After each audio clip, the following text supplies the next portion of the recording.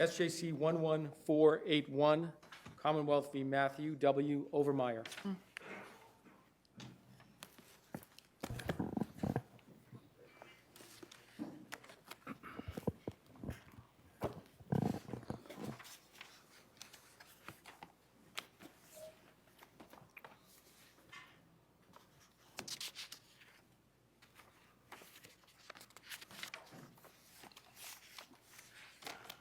All right, let's proceed.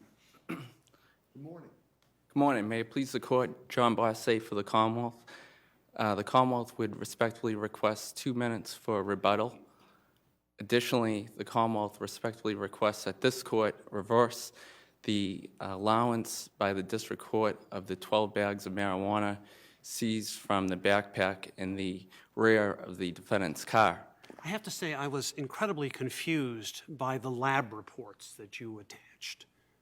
There are 4 lab reports involving 4 separate bags, each of which are either just below or just over an ounce.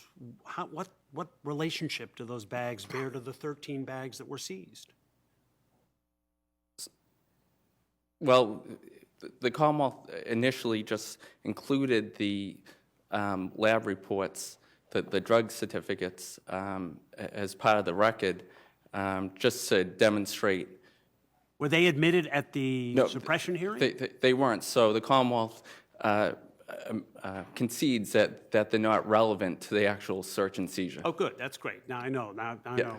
know. Is one of them the fat bag that was found in the glove compartment? That's correct. It was 32 grams, so that would have been. And how do we know that was the fat bag?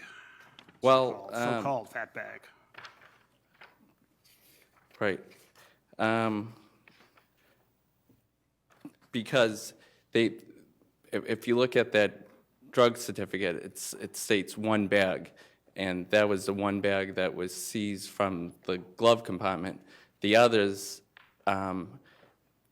there's 3 other drug certificates, and each stated that 4 bags of marijuana were received, but only 1 was tested. Each of the other 3. Correct. Okay. So that's the, so was the it 13 altogether? That's correct. The fat bag plus 12 in the backpack? Yes. So the fat bag was seized from the glove compartment, and then there was 12 from the backpack. And the judge did not suppress the so-called fat bag, the one that was over an ounce? Yes. She did not suppress that? She did not suppress it. Okay. And she didn't find, as best I can tell from her opinion, that there was no probable cause to arrest, did she? Did she find there was no probable cause to arrest on the basis of the fat bag? Correct. She never made a determination whether or not there was probable cause to arrest. So assuming there's probable cause to arrest for possession of more than 1 ounce of marijuana, assuming that's the case, what's the basis for the police to search the rest of the car? Right. So the Commonwealth's position is that because the officer believed that the bag retrieved from the glove compartment was, his testimony was, it was a large bag. I estimated that it was probably over an ounce. So at that He also point, said, but I wasn't sure? Huh? But he also said, but I wasn't sure? Well, I mean, she found, but he's not sure. So I'm just wondering, did he explicitly say that, or? my review of the record was that he did not explicitly state that he wasn't sure. His testimony was, I believed it was probably over an ounce. Because it was a fat bag and it was larger than the ordinary bag that one would find on one's person. Correct. And so at that point, there's probable cause to arrest for a criminal amount of marijuana under Chapter 94C, Section 34, for simple possession, criminal amount. And then once the police have probable cause to arrest, then they can either conduct a search incident to a lawful arrest to search for additional marijuana and evidence of marijuana use, or conduct a search under the automobile exception because they have probable cause to search. I want to go back to the fat bag and what the judge found. Do you read her finding where she says he believed, I think think she says he believed that it was more than an ounce, but he wasn't sure. The defendant takes that as not crediting him. How do you take it? I find that I find that she did not explicitly or implicitly find that he was not credible. She just I don't agree with her finding. What do you think she found with respect to, well, it's back to Justice Cordy's question. Did she find that he had, do you think she affirmatively, implicitly, but affirmatively found that there was no probable cause to arrest? Yes, I would agree with that. Yeah. But on the record, based upon his testimony, I would submit that her finding is incorrect. Didn't he also say, didn't answer the question when he said, was he able to distinguish between 27 grams and 29? He just didn't answer. Yes, he did not answer. He simply, I guess he... Said it was a fat bag. He said it was a fat bag. But she could, implicit from that, draw the conclusion that, well, he really didn't know. I think that's a fair inference, yes. So your answer is different then. You say she implicitly found there was no probable cause to arrest? Correct, Does yes, yes. You think so? Well, because she... If she had found that his belief, that he believed that he had recovered over an ounce, then... Well, that he had probable cause to believe that he had recovered over an ounce. Right. Some basis. Right? So I guess she did not, ultimately, she did not find that his belief was correct. And as a result, he did not have probable cause. But Commonwealth's position is that She found his belief that there was that he could smell other marijuana in the car wasn't correct, or was a hunch. Right. But I also, believe that she did not find that his belief was correct, that it was too much of a guess. So is there I'm confused here. Are you saying that there is no need for us to remand to the judge for a finding as to whether there is probable cause to believe there's more than 1 ounce? Because the judge already so found? Is that your position? I believe that the judge got it incorrect. Okay, but that's not my question. Okay. Your view is the judge made a finding that there was no probable cause to believe there was more than 1 ounce, and therefore, if that matters, there is no need to remand it. Is that what you're saying? Well, I guess she ultimately implicitly found that there was no probable cause. So is it your view that if that matters to us, there's no need to remand? We can just understand from her decision that she made that finding. I think you can. Isn't there still a question, though, about what standard she's using? In other words, the defendant would argue, essentially, you have to have a scale because you got to be right about whether it is an ounce or it isn't. Another possibility is that is probable cause to believe means probable cause to believe, and if it's a reasonable belief that it's more than an ounce, that may be enough to arrest, right? And it's not clear to me what standard she was applying. Yes, I would agree with that. That it's confusing as to the standard that she applied. It doesn't seem as though she actually applied a probable cause analysis. Let's assume, for the sake of argument, that we conclude that there was not probable cause to believe that there was more than 1 ounce. Okay. Can you still win? If this court finds that there was no probable cause... Or if we find that she finds, that she has found, or if we remand and she says there was not probable cause to believe that there was more than 1 ounce in the fat bag, can you still prevail? I believe I can, based upon... And how? Based upon that the judge's ultimate finding was incorrect. I'm sorry, incorrect that there was not probable cause to believe there's more than 1 ounce? Or, I guess my question was, take as fact, take as supported by the evidence, that there was not probable cause to believe there was more than 1 ounce in the fat bag. If we find that that's not a clearly erroneous finding, is the ball game over? Is there a way that you can still justify this search? I don't believe so. Well, you say you don't believe so. I guess we'll take that as a concession, but I thought your argument was that having found this marijuana, the officer still could smell an additional strong odor of fresh marijuana in the car, and therefore they had a basis to believe there was additional marijuana in the car, which would have amounted to a crime, and therefore they had a basis to search. Isn't that your argument, regardless of whether probable cause was found with respect to that one bag?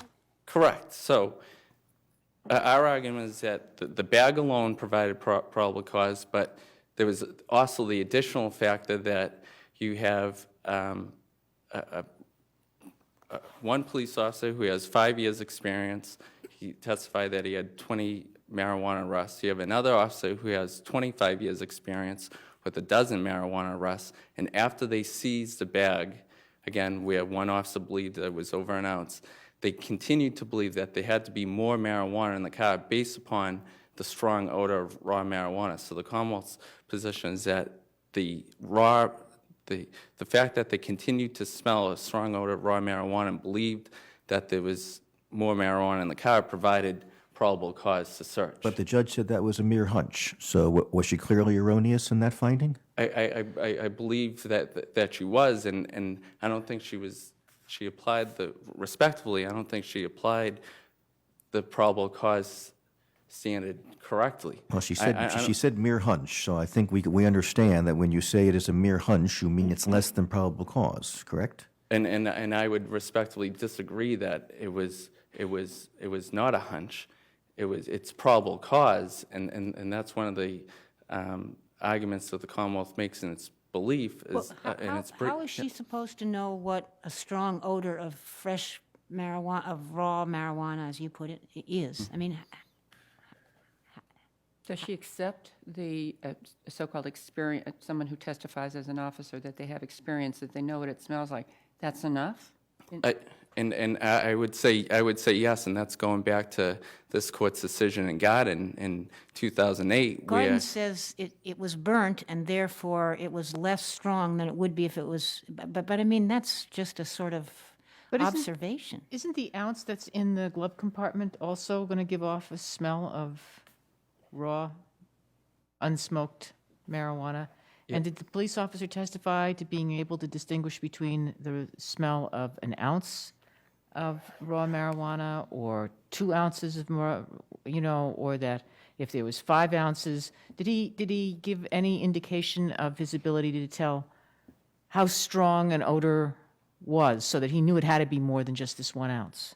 No, other than the fact that there was testimony that the officer agreed that marijuana, there's different grades of marijuana, so some marijuana can have a more powerful smell than Right. others. But he didn't say, well, I found this fat bag, but I smelled something else or more besides this. Well, I think it's reasonable to infer that he couldn't, just because he continued to smell a strong odor of raw marijuana, that he couldn't infer that smell was, that smell could have been from the glove compartment, the odor that he continued to smell. However, again, based upon their experience. Well, that's what I'm trying to get at. What was that experience that was relevant to this? That I can tell the difference between the different kinds of marijuana. I can tell that that couldn't have been just this. Right. Other than the fact that their years of experience working as police and their experience with marijuana arrests. But I will admit that a strong odor of raw marijuana alone is not enough to search. And that's just based on my experience of talking with narcotics officers. Counsel, you've reserved 2 minutes, so you'll have to leave it there. Thank you. Good morning, may it please the court. I'm Janet Pumphrey from Matthew Overmyer. Klink's exact testimony was that the initial bag in the glove compartment probably was over an ounce. The motion judge's exact finding was that He thought it was over an ounce, but he could not be sure. Why isn't that probable cause to arrest? I would say that it's just not. Her implicit finding is that you just cannot be sure. When the weight is that close, you just can't be sure. But are you saying that the standard is he has to be sure that it's over an ounce for probable cause? I would say when the weight is that close, it has to be weighed. When he was asked, to go to Judge Duffley's question, when he was asked if he could distinguish between 27 and 29 grams of marijuana, his answer was completely non-responsive, and he basically said it's just a fat bag. Well, a fat bag goes to volume and not to weight. It's simple physics that weight equals volume times density, and you just don't know the density.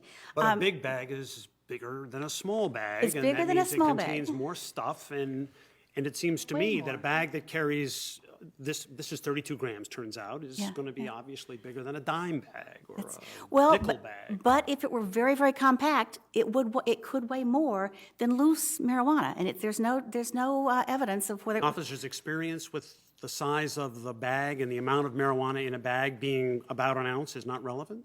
The officer's experience, and I'd like to get to that. The officer's experience, and I in preparing for this over the weekend, I went back and reread all the testimony, and I believe the Commonwealth has a mistake in its brief when they say that Klink's experience was in conducting 20 arrests for marijuana.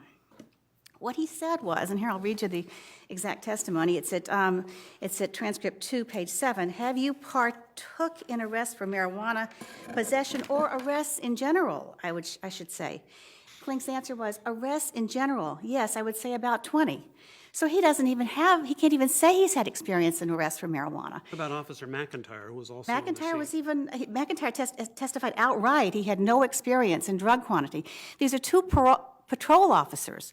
And Klink has only been on the force for 4 years, and admittedly, he has almost no drug experience, and admittedly, he did work with the special response team, but what he did for the special response team was go in and secure the premises, and I would suggest that the special response team was not going in with guns and uniforms to search for a single baggie. Neither of these officers had experience.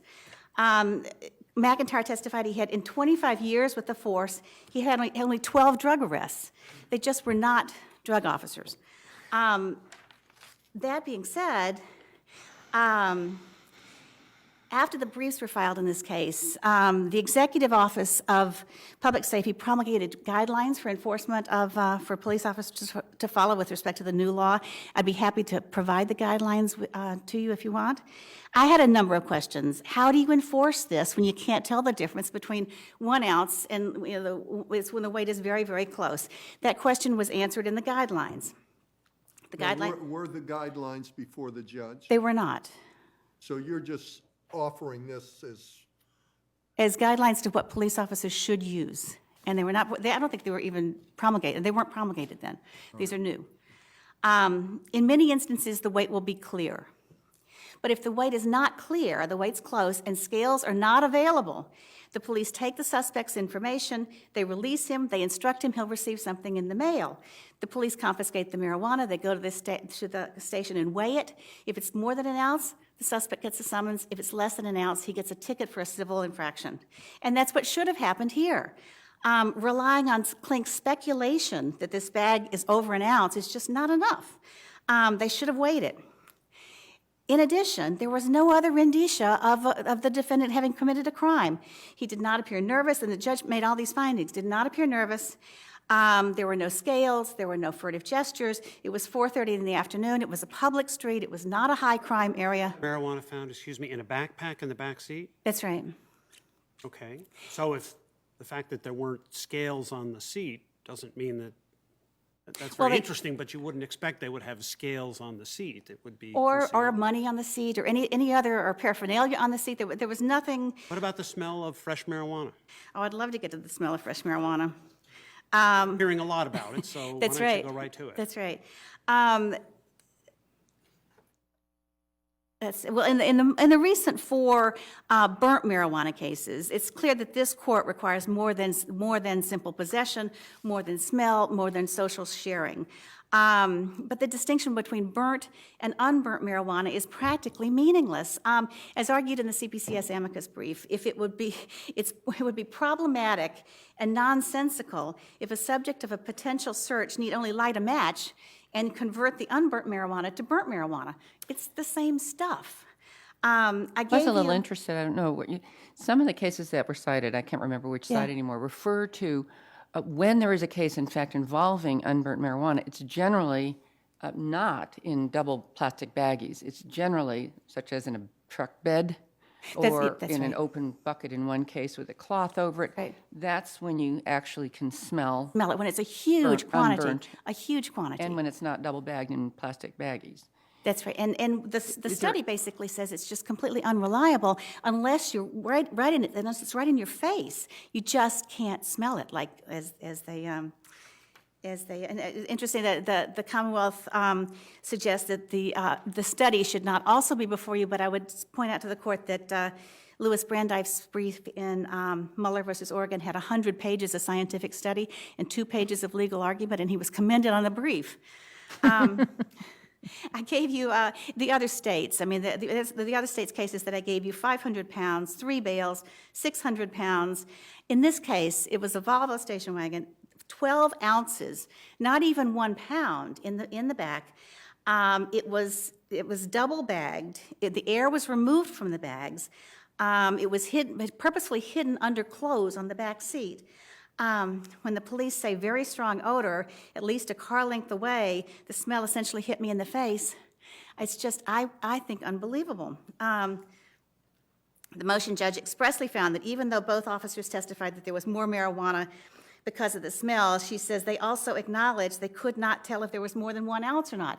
In short, they couldn't tell if it was coming from the bag in the glove compartment, which the defendant led them to, or if it was coming from somewhere else. If I can take it back to probable cause, you agree that if there is probable cause to believe there's more than 1 ounce of marijuana, you may arrest?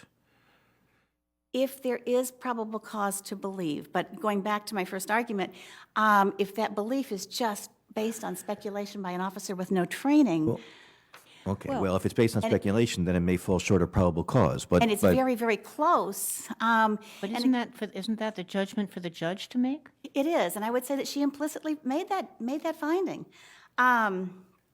This basically, the difference here is the weight of 3 paper clips, the difference between 32 and 28.4. But is it your view that there should be a different probable cause standard for the weight of marijuana than for any other element of a crime? Well, the reason why this one is, this case is, the statute is unusual is that it really matters whether it's an ounce or not, and you just can't tell. I mean, I think the judge implicitly found that not only could the officer not tell, no one can tell. When it's 3 paper clips and it's just in a bag, there's no way to tell without weighing But it. if there's white powder, it may be hard to know whether it's cocaine, but That's exactly right. we don't say you can't arrest for possession of cocaine until you send it to a lab. Well, that's true. That's true. I would suggest that there's a huge difference between cocaine and marijuana, and I think that the statute says that. I mean, they're decriminalizing, possession of a small amount. Cocaine's a different drug. It's a very harmful drug. And marijuana, I think And there's no amount of it that's legal. that's true. I mean, the difference is here is, less than an ounce is legal. And all you have to know is, was this less than an ounce, or was it more than an ounce? Or an ounce. Or an ounce. And without a scale, no one could know. And certainly an officer without any drug experience would not know. Well, that would depend upon the quantity. I mean, there are times in which you can know without a Oh, scale. absolutely. I mean, it really could be a huge amount of marijuana, and then it's clear. But this case, it's not clear, and in a lot of cases, when it's just a baggie, it's not going to be clear. So you're saying then, for all practical purposes, that you cannot, where it is close, you cannot arrest for possession of marijuana unless you have weighed it. Unless you know where it's close. And it's a simple, simple, take it and weigh it. I mean, it's simple. Okay, but that would mean pragmatically, if it's a police officer on bike patrol or on foot patrol, unless he's carrying a hand scale, which he probably would not. But in a cruiser, there could be a scale, and perhaps this statute, suggests to police forces they put scales in cruisers. It doesn't even have to be a digital scale. I mean, any scale, as long as it's a sensitive scale that can measure grams. But does it have to be taken out of the bag and weighed? I don't think so. I don't think so. It's close. This is a very close case in terms of weight. From a policy point of view, Well, it's a close weight. It's more than 10% over an ounce. the baggie. From a policy point of view, this case illustrates the public's right to be free from unreasonable searches and seizures based on unsubstantiated and speculative and subjective claims of the strength of an odor. Such claims puts way too much discretion in the hands of police officers and provides no possible basis for this court to review. So you're saying as a matter of law, we should declare that odor is not a factor that can be taken into account? There's no credibility in odor? There's no evidentiary value in odor? There is evidentiary value in odor if the officer's qualified, and I would say marijuana odor, again, because it can be criminal or it can be non-criminal, it's different from other kinds of odors, I would suggest. And certainly the smell of burnt marijuana has a very distinctive odor. But the court has found that just that smell doesn't provide probable cause to suggest that there's more. Also, from a policy point of view, the unreliable observations based upon smell invite profiling, racial profiling, age profiling. The unwarranted search on the basis of smell tempts officers to use a strong odor as a pretext, just like they can't take events and create an emergency to search a house. Same is true here. They can't. So are you essentially asking us to take judicial notice of the fact that smell is not a reliable measure of weight in marijuana? That odor is not a reliable measure? I don't think you have to go that far, but I would suggest that that's true. When it's a really small quantity, odor is not a reliable. How do we know from this record yes or no on that? I mean, the argument goes the other way too, but there's nothing. I mean, the value that odor of unburnt marijuana has, I don't know how one, as a layperson, knows that. I think that's one reason why it shouldn't be used. It really shouldn't be used because it's subjective on the officer's part, and you can't possibly know the truth. I mean, no one can. At the end of January, the appeals court decided a case called Fontaine. That's at 84 Mass Appeals Court 699. That case is different from this case because there was much more indicia. Here there was no indicia of a crime. There the location was Blue Hill Avenue in Mattapan, probably the highest crime area in the state. 8:30 at night, two guys with extensive drug records, furtive gestures, packaged money on the front seat. But my point for pointing this out is that the search warrant, there was a small baggie of marijuana. The search warrant stated that an overwhelming scent of unburned marijuana pervasive throughout the car. So they got the search warrant on the basis of that. But was the search warrant for a possession with intent or just with possession? It was for more marijuana. It was for more marijuana. So it was pure possession, not possession with intent. Well, they expected to find more. They expected to find possession with intent. There was only a little small baggie that they found initially. Okay, but when you describe some of the other things, you're describing possession with intent more than Well, possession. that's what they thought what they would find. And then in the end, my point is, in the end, they found no more marijuana.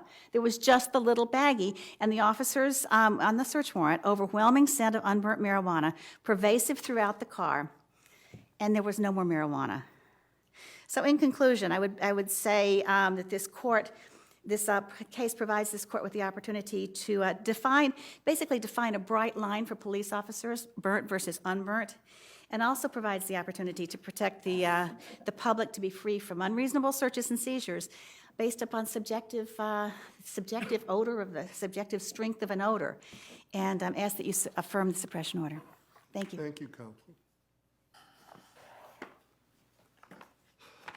Yes, counsel. Thank you. I would just like to raise 3 points in rebuttal. And the first is that Officer Klink and McIntyre did have significant experience with marijuana arrests to permit Officer Klink to believe that the bag was over an ounce. And as a result, again, that gave probable cause to arrest the defendant. But if he were a dog, he'd have to have a foundation to justify the quality of his smell knowledge. Why is it different because he's a human? Well, again, the record demonstrated that he has 5 years' experience as a police officer, 20 marijuana arrests, and I think it's important. My second point was to look at Commonwealth v. Conley, where this court stated that witnesses are permitted to testify to such things as weight, distance. So if we're allowing witnesses to testify to weight and distance, we should allow a police officer to testify to weight for purposes of arrest, which is a lesser standard than proof beyond a reasonable doubt. And finally, I would just ask this court to look at the Oregon case, the Oregon cases that we cite in our brief, Bingham, as well as Quigley, which stand for the proposition that even if you have a civil amount of marijuana, if there's other factors, and in Bingham and Quigley, there was a strong odor of raw marijuana, so you have a civil amount plus a strong odor, that gave probable cause to search. Here we have a stronger case than the Oregon cases. We have an officer's belief that he recovered a criminal amount of marijuana, along with a strong odor of raw marijuana that lingered in the car after retrieving the bag from the glove box. Thank you, counsel. Thank you.